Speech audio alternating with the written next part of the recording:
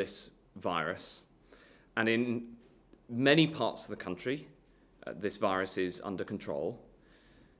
Just as we've got a tiered system in place that was able to control this virus, we've discovered a new, more contagious virus, a variant that is spreading at a dangerous rate.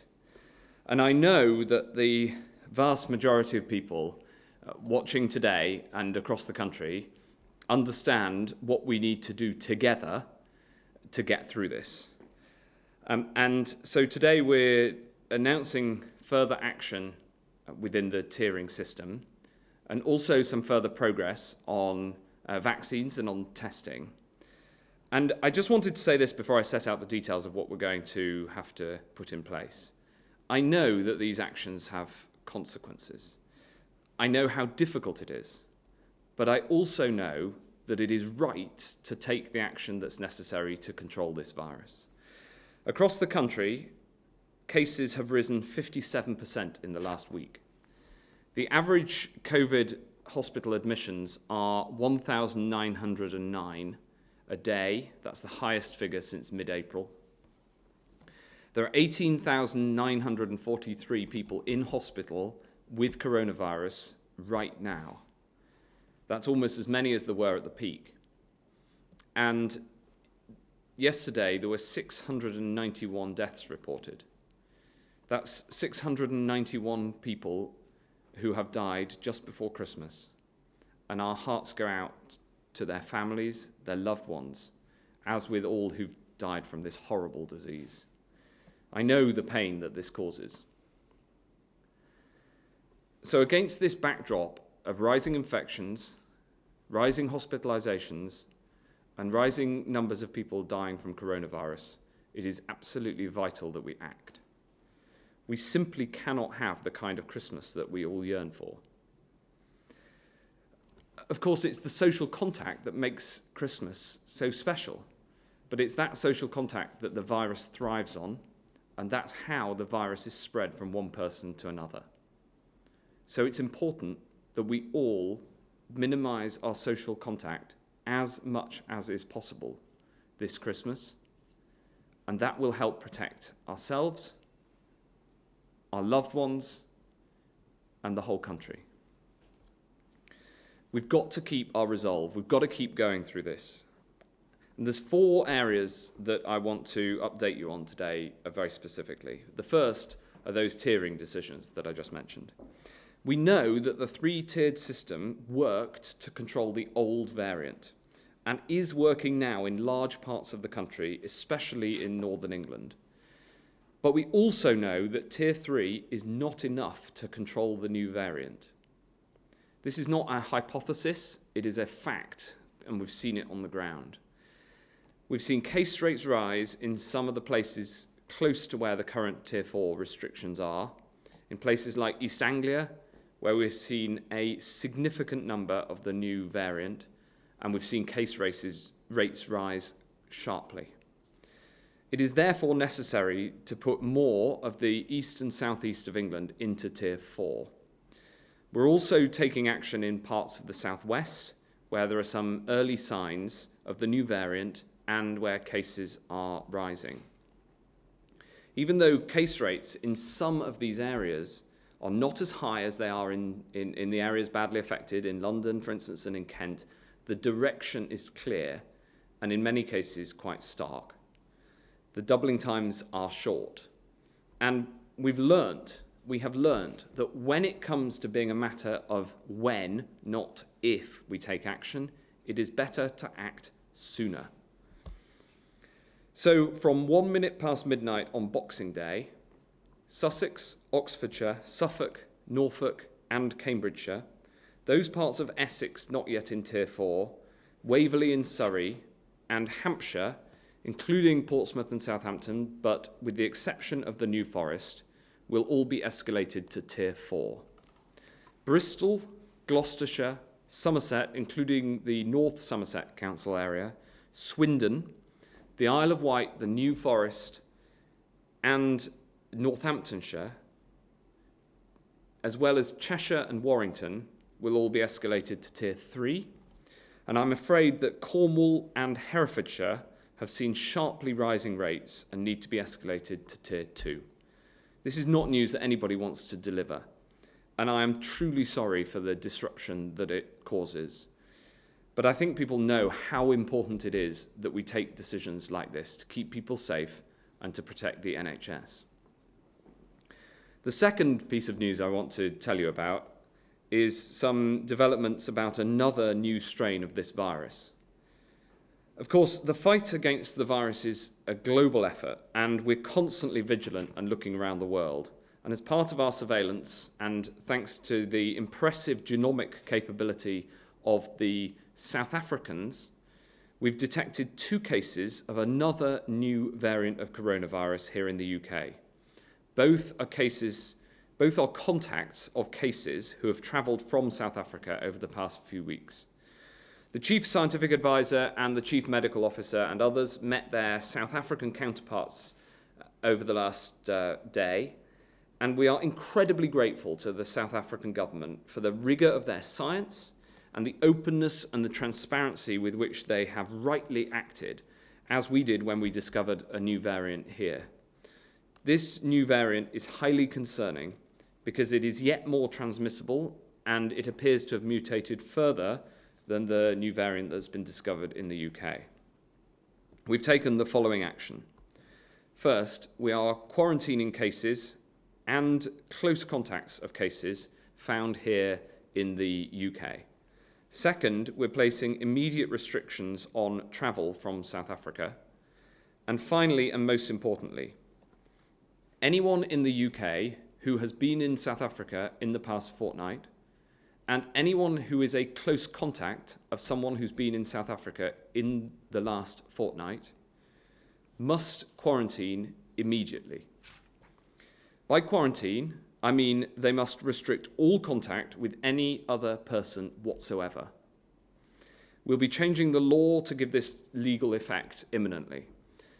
Now, these measures are temporary while we investigate further this new strain, which is shortly to be analysed at Porton Down. And I want to thank everyone involved for the seriousness with which I know that they will take these new instructions. I'd like now to move on to some more positive developments. The third thing I wanted to talk about is an update on testing. As you know, we continue rapidly to expand the testing capability here in the UK. We're expanding community testing yet further in areas where the rate of infection is highest, so we can identify people, and especially identify the around 1 in 3 people who carry the virus without displaying any symptoms at all. 116 local areas have now signed up for this community testing, and we're in discussion with more. And these rapid turnaround tests are proving to be extremely effective at finding cases where we otherwise wouldn't. And I'm today publishing an assessment of the Liverpool community testing project, which shows how effective this can be. I'd urge anyone who has the opportunity to take part to protect their local area. And at the same time, we're boosting rapid testing in care homes with a further £149 million to support that effort. So all those who work in care homes in England will receive 2 rapid tests a week in addition to their weekly PCR tests. Finally, amid all of this difficulty, the great hope for 2021 is, of course, the vaccine. The vaccine is our route out of all this. And however tough this Christmas and this winter is going to be, we know that the transforming force of science is helping to find a way through. I'm delighted to be able to tell you that the Oxford AstraZeneca vaccine, developed here in the UK, has submitted its full data package to the MHRA for approval. This is the next step towards a decision on the deployment of the vaccine, which is already being manufactured, including here in the UK. We are, of course, continuing to deploy the Pfizer-BioNTech vaccine, which is being delivered now from over 500 sites all across the UK, and we're adding more all of the time and accelerating the rollout. I'm also delighted to be able to announce that we have begun vaccination in care homes. We know that people who live in care homes are amongst the most vulnerable to this disease, and I'm delighted that we're able to do this. Again, it's another enormous logistical challenge, and I'm very, very grateful to colleagues in the NHS and in the social care sector who've worked together so hard to make this happen. This afternoon, it gives me great joy to tell you that the Chelsea pensioners will be vaccinated, along with care home residents right across the country. I think we all need a bit of good news.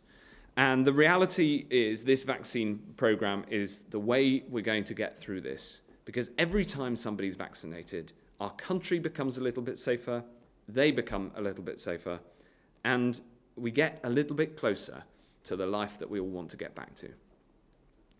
I sincerely hope that this is my last press conference before Christmas. And I want to just take a moment, firstly to thank you and everybody watching for all that you have done and the sacrifices that you've made. And I also want to thank my whole team who've done so much, including those here, Susan and Jenny, but including the huge team in the NHS, in the department, and right across the board.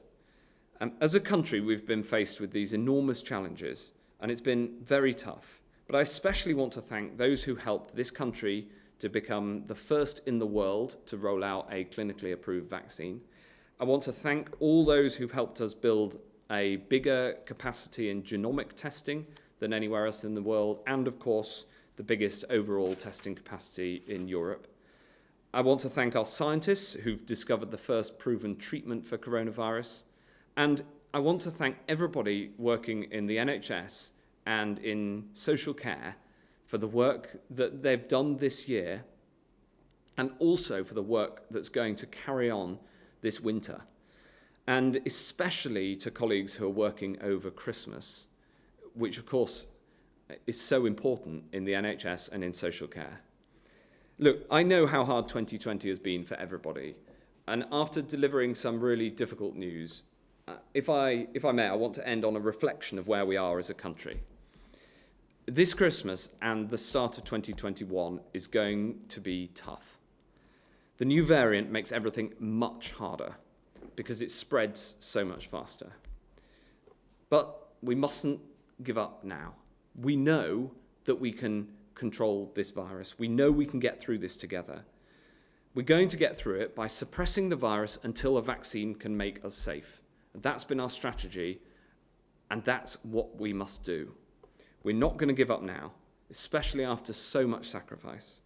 And I know that some of these decisions are tough, but I believe in that everybody making the right decisions, and I believe that everybody will do what is needed to keep themselves and others safe, especially this Christmas. And I know from the bottom of my heart that there are brighter skies ahead. And I'm now going to hand over to Jenny to give us an update on the data, especially on the impact of this new variant. Jenny. Thank you, Secretary of State. First slide, please.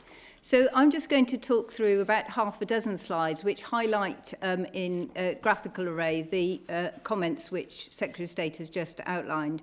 And as usual, the darker colours on the maps indicate higher rates or higher rates of change. On this slide, we can see on the left-hand side that in the last 7 days, this is the last full week, case rates up to the 17th of December, they've continued to rise at a very rapid pace. This is particularly in London, the southeast, the east of England, and in Wales. And you can see that with the dark colours there, which equate to more than 400 cases per 100,000 resident population. One of the most important things, though, is not just how many cases there are, but the rate of change. And if we look to the right-hand side, you can see that the darker pink and the purple is where those changes are really starting to move more rapidly. So as expected, it perhaps doesn't show up quite as well on the slide here, but as expected, again, particularly in London, the southeast, east of England and Wales, but you can also see that the colour is starting to change through the bordering areas, particularly into Suffolk, Cambridgeshire and Norfolk, and then treading down to the southwest. Next slide, please.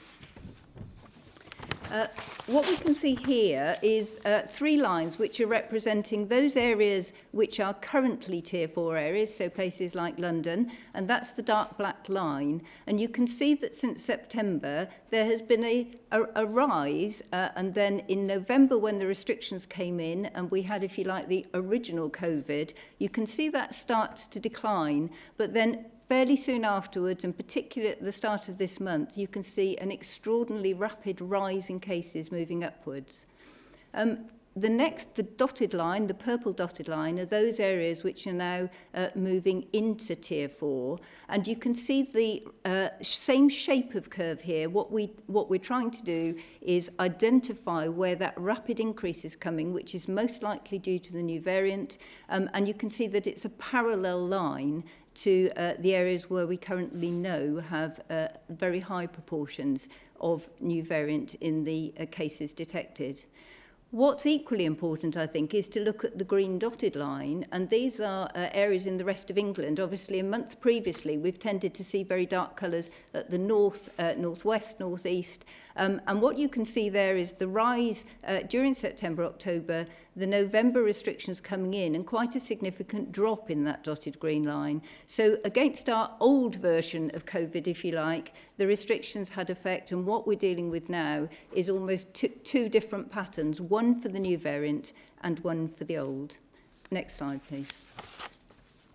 And here, this is clearer, I think, in this one. So these are cases identified, the proportion of cases which are positive for COVID-19 from November and then running in through to the middle of December.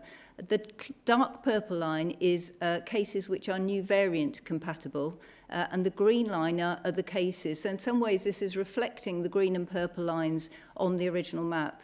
And what you can see again is that the original version of COVID is been brought down from November. You can see quite a sharp decline in cases and a levelling off, but a very rapid rise in the new variant cases, which are moving forward at pace. Next slide, please. And again, if we just look at the 3 most affected areas, you can see this very starkly. The green line again is other cases. You can see that they've dipped from November. The national restrictions at that time brought them down. There is some rise now, but the real sharp increase, which is what we're dealing with, is the new variant compatible cases. And obviously these are the most affected areas. In other parts of England, we're starting now to see a mixed picture where the other cases, the original COVID cases, have come down, have flattened, but we're starting to see rises. And what we're looking out for is that very sharp incline in the rate of change. Next slide, please. And of course, unfortunately, this then translates through to occupied beds with patients who are COVID positive. And you can see here that the number of patients in hospital came right down over the summer period. It was rising steadily. The November restrictions have dropped that, but now it's starting to rise very sharply, almost certainly with predominantly new variant cases. And so we're now very close to the spring peak in terms of the numbers of patients in hospital. Next slide, please. And again, this is just looking in London and looking at COVID-positive occupied beds, again, heading very much towards the spring peak. You can see the flattening off in the middle of November, but now steadily increasing upwards and causing a lot of pressure.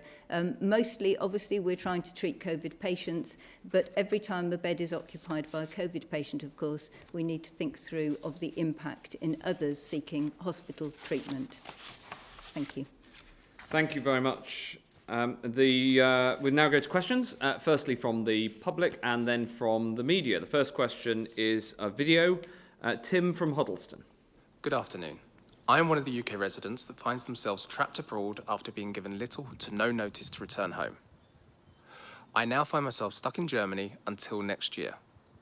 What is being done to help UK residents like myself? Thank you. Thank you, Tim. Well, I can understand the frustration that you feel and others who are caught abroad by the measures that have been brought in to restrict travel from the UK. Now, obviously, we as the UK government want to see you able to come home, and we're having discussions with other governments right around the world to ensure that that travel can safely happen. So, for instance, you will have seen that there was an agreement reached with the French government, and also the European Union said that travel should continue, but they want it to continue, understandably, in a safe way. The problem with this new variant is that we are trying to restrict it from moving outside the areas where it is now at large, which, as you can see from the maps, is broadly at the southeast and the east of England, including London. So the short answer is we're working with our international colleagues to try to get you home, Tim, you and others who are caught abroad by this. It's difficult, and we'll do everything we can to get you back. The next question is from Katrin from Southwest London, also by video. Good afternoon and happy Christmas. Given the new variation of COVID-19, will you consider a move to online learning for schools for a longer period than the 5 days currently planned at the beginning of January term? Also, will you consider rolling out the vaccine for vulnerable teachers who are putting our lives on the line to keep schools open during the pandemic? Thank you. Thank you, Katrin, and happy Christmas to you.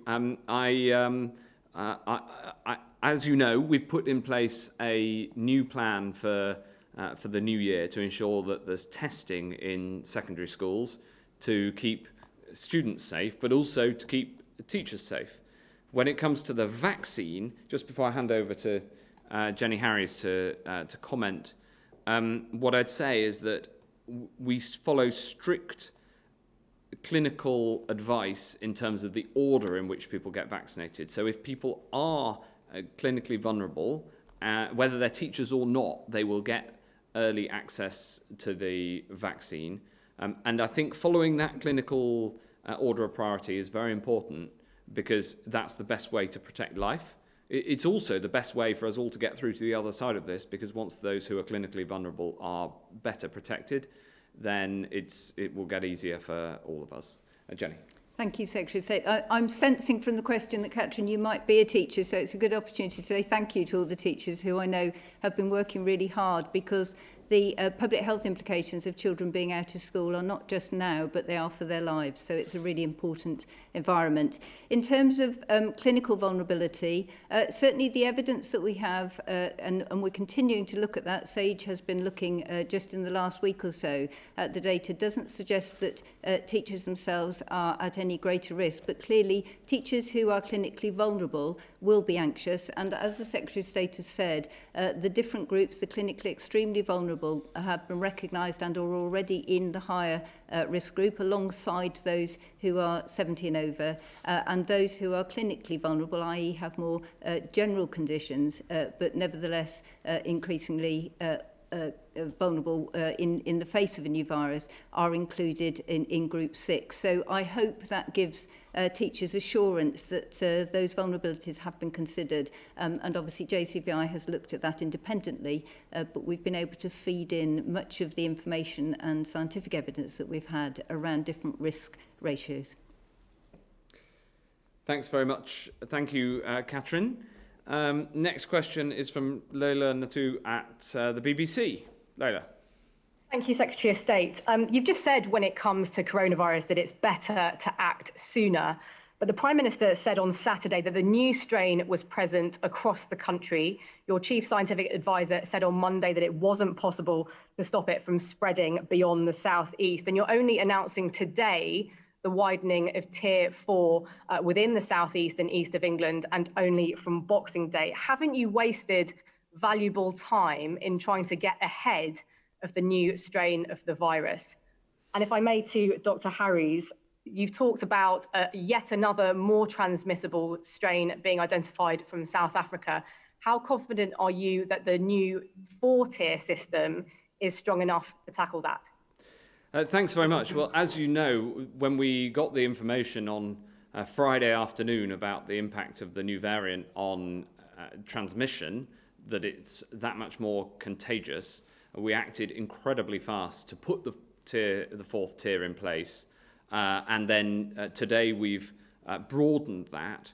There are parts of the country where the case rates, thankfully, as you saw in the charts, have been coming down, and the whole basis of the tiered system is to take a proportionate approach to the areas where we need very firm action and other areas where we clearly need restrictions, but they don't have to be as drastic. Now, added to that, of course, is everybody's personal responsibility.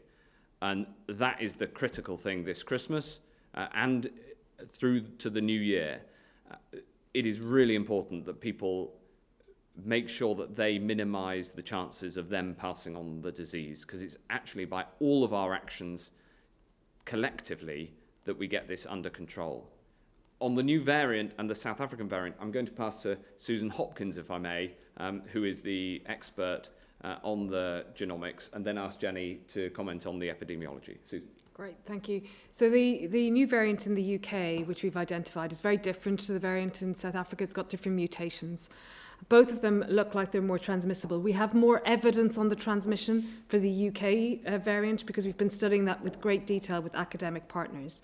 We're still learning about the South African variant, and you've heard already the measures that we're introducing to ensure that we quarantine people who are coming in from South Africa.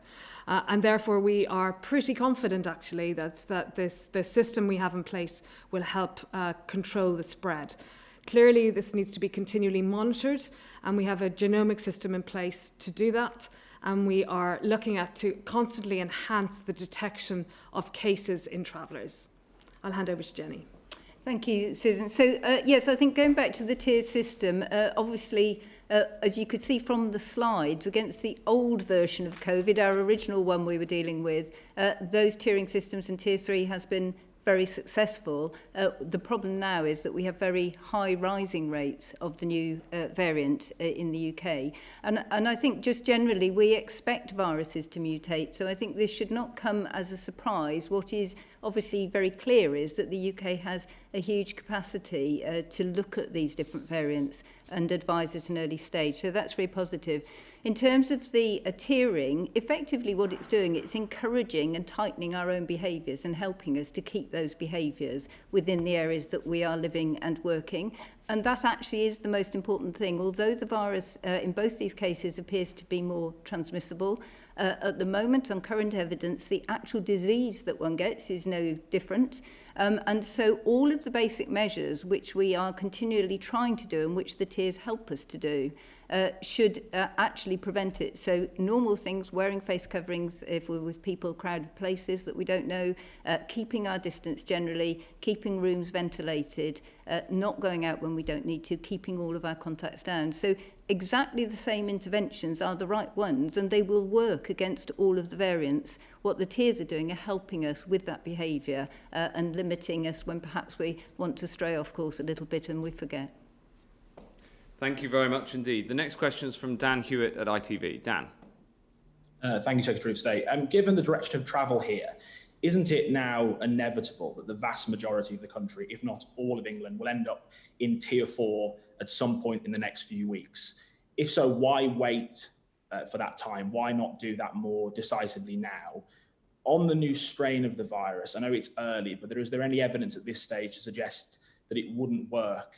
So the new vaccine wouldn't work against this new strain? And a very quick fact question. Could we have the latest number, please, and the number of people who've received their first dose of the Pfizer vaccination, please? Thanks very much. So I'll answer the first and third and then pass over to Dr. Hopkins for the second question. The answer to the third is that we will be publishing tomorrow the full data on the vaccination programme so far, and we'll publish those as formal government statistics for the first time.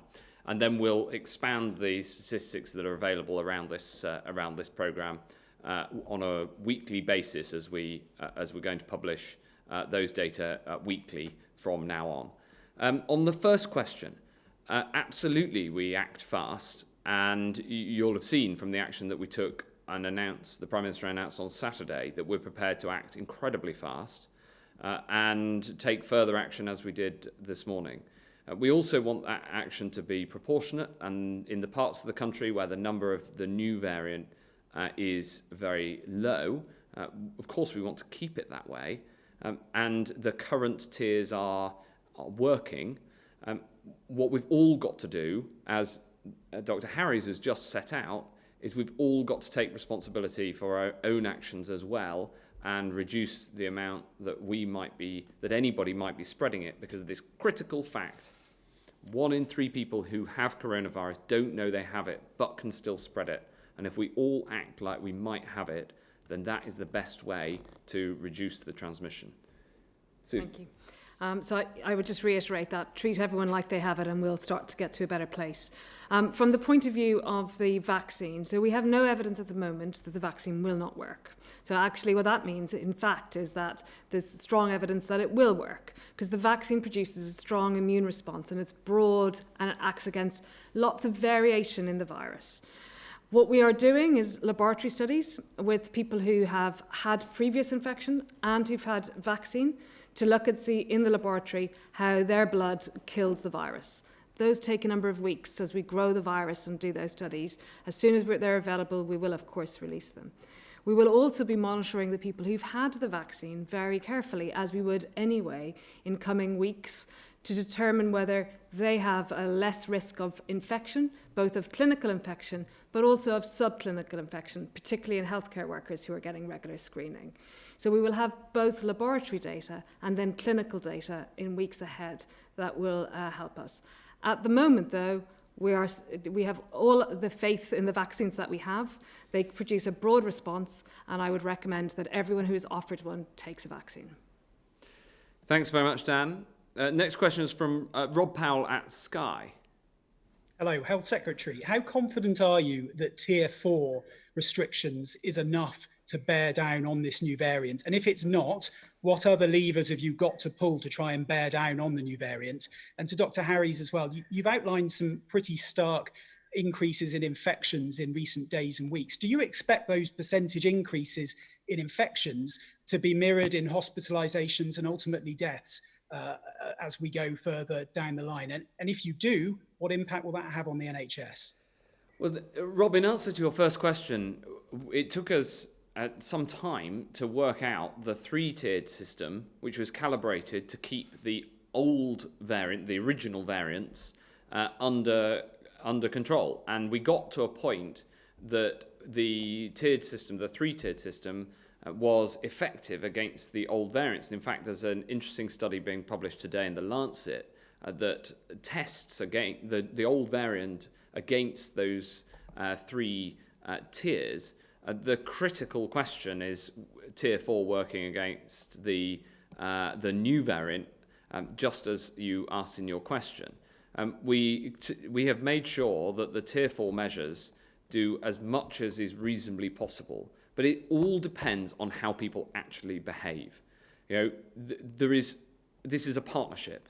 There's so much that we can do in terms of setting the rules and legislating from government, with all of the consequences that those actions have. But there's something that every single person can and should do, especially with the vaccine. Actually, I was about to say on the horizon. It's not on the horizon. It's here. It's being injected into people's arms right now. And with just the time to get the vaccine rolled out left, we should all be extremely careful about the social interactions that we have, because it is, yes, about the rules that we set in government, but it's actually about how every single person acts. And the good thing is that throughout this crisis, the vast majority of people have acted in a really responsible way. They've done their bit. And of course, it's easy to see, you know, pictures of people running for trains and what have you, but actually that has been a small minority. So let's all stick at it and not give in to temptation, and that way we'll be able to get through it and make sure that Tier 4 is indeed effective against the new variant. There was a further question embedded. There was, I think, about case rate rises and how that translates to the NHS. So obviously you can see from the slides that sharp rise in cases is going to need some stopping. And as Secretary of State has said, this is not something that can be orchestrated, it is something which we all have to do. And however sad a time of year it is for us to be reminded that we need to behave that way, it is a very stark reminder that we do all need to manage our own behaviours, keep our distances. I think, as I said earlier, there is no reason at the moment to suggest that the new variant will, if you like, turn into more severe disease or more deaths. But clearly, if we have more cases, then we will see rising numbers, and those numbers are rising quite quickly now. But it's not inevitable that they will. If we do all take those behaviours to keep our distance over Christmas, limit the number of people that we're with, those numbers are not inevitable rises. And one area where I think it's important to highlight, obviously care homes and the elderly are areas where we have seen very significant rates, sadly, of deaths before and serious cases. There are significant measures in place now, and Secretary of State has obviously highlighted this afternoon that testing is going in urgently in response to these rising case rates. So I think with all the hard work which the care home staff have been putting in, and the residents themselves, of course, in quite difficult circumstances, there are opportunities for us to ensure that these cases do not just automatically translate through into hospital cases. Thanks, Rob. It's on us all. Jane Merrick at the Eye. Hi, Jane. Hi there, thank you. To the Health Secretary, first of all, you said that Tier 3 is not enough to contain the new variant and that it is spreading at a dangerous rate. And across the country, hospital patients is at the peak in spring. Nerve Tags said this morning that the new variant has seeded across the country. We're now hearing of a second new variant from South Africa. So why aren't we going into a full lockdown across the whole country? And if I could ask the medics, Neil Ferguson of Nerve Tag said this morning that there is a statistically significant, albeit small, evidence of an increased proportion of infections among the under 15s. Is there a case for mass testing in primaries and perhaps a staggered return for primaries as well as secondaries?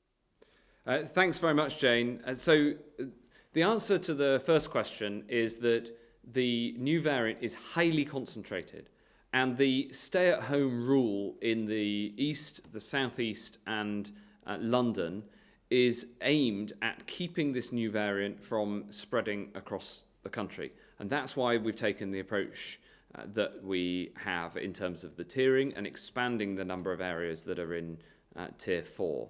On the education question, I'm going to ask Susan to answer on the virology, and then Jenny to answer on the question of the consequences, especially for schools. So firstly, we have no evidence that this virus is more transmissible in children yet. But what we do know is that when this virus took off, the children were one of the few things that were happening at the end of the last national restrictions that was still happening and mixing. So it was more likely that the transmission could start in that place. And I think we have seen that especially younger age teenagers have seen a higher number of infections. There's much less infection in primary school children, and we've seen that throughout the pandemic to date. And we will constantly take decisions with the experts in education over what is best for the children along with controlling the virus.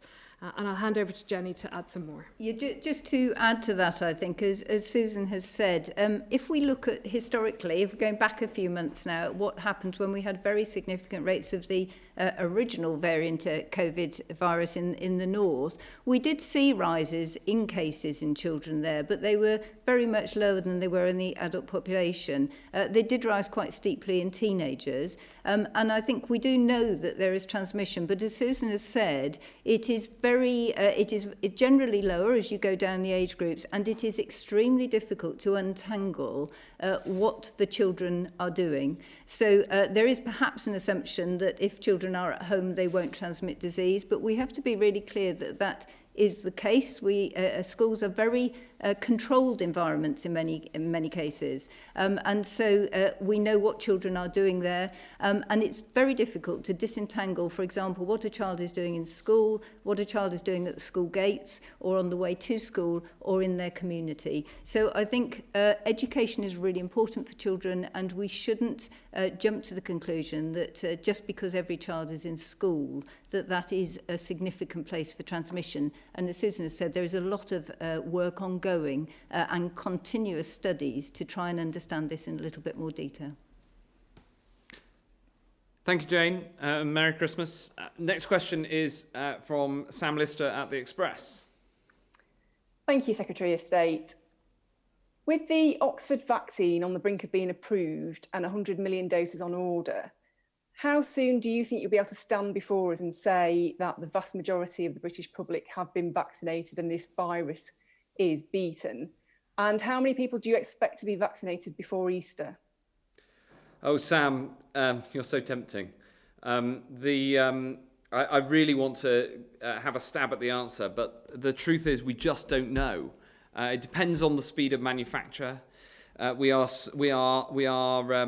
really thrilled that the full data has been passed to the regulator, and I have every confidence that the regulator will look at it with great capability. I want to put no pressure on them in terms of the decision or the timing of the decision. It is absolutely a matter for them. But then we've always said that the vast majority of the vaccinations will be in the new year. And I think that our vaccination program started before most people expected it to. We've made really good strides over the month of December so far, and we will go as fast as we possibly can. This will be a big task for the NHS.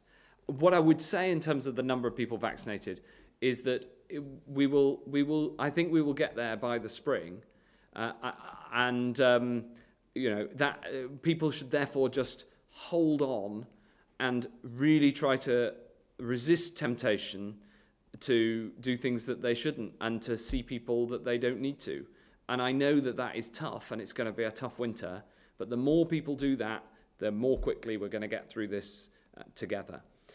I wish I could give you a more direct answer than that, but we just aren't there yet.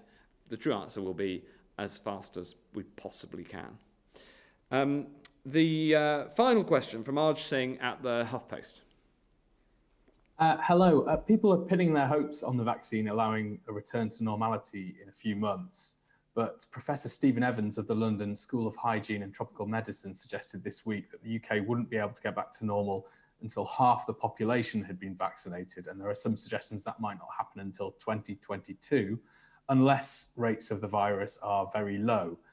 Given the emergence of a highly transmissible new variant, has the government overpromised yet again in suggesting that Easter could mark a return to normality? No, I'm highly confident that we'll get things back to normal before 2022, based on the speed at which we can roll out the vaccine. Not least because it's really important that the speed of rollout of the vaccine is accelerating. All the time we're adding more places to where the vaccine's being deployed from, and so we're accelerating the pace of the rollout. If you take the current pace and take that as a given, then without an acceleration, you would get to the wrong calculation for the speed at which this vaccine is going to be rolled out. But each venue that we open for vaccinations has to be approved, has to be got right. It's very, very important because you've got to make sure that the vaccine gets into people's arms in a safe way so that we know that they're safe, but also that the vaccine works. That's why we're not putting projections on these figures, and precisely as you say, to make sure that we only commit to that which we know we can deliver. I don't know if anything to add, Susan? No, I agree. The sooner we vaccinate people, the better, but it will take some time. That's right. Thank you very much indeed. Thanks, everyone. That ends this coronavirus briefing, and the final thing to say is I wish you all a happy Christmas.